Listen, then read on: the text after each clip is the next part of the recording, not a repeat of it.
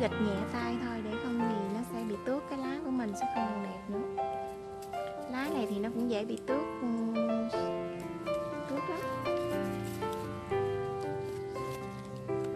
Mình cũng cẩn thận lắm rồi mà nó vẫn bị một chút xíu.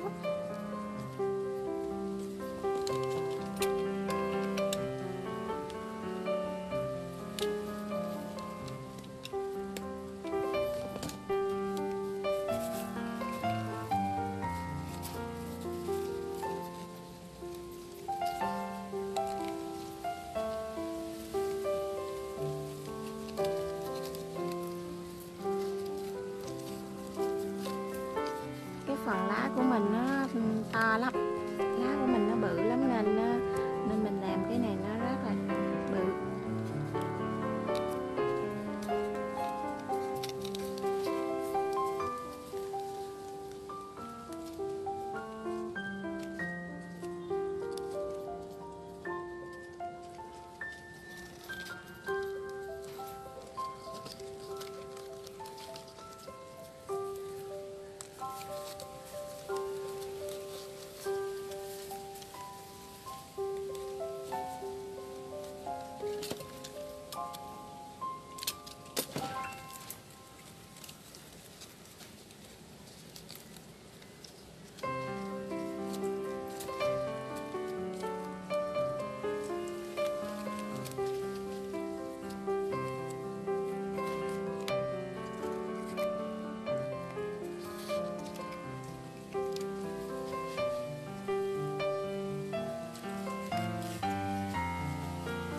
Rồi, tới đây mình ngưng được rồi.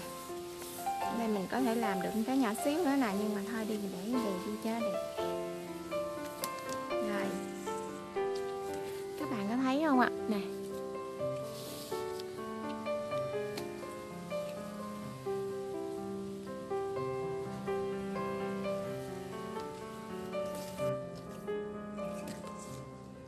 chúc các bạn thành công. Cảm ơn các bạn.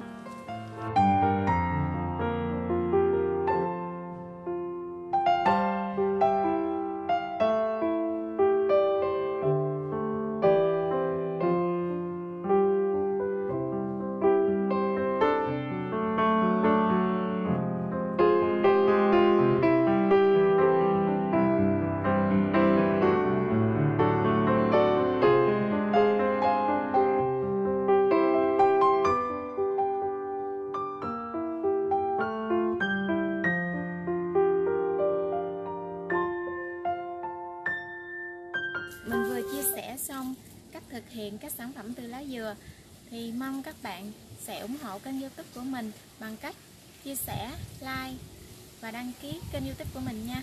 Xin cảm ơn các bạn.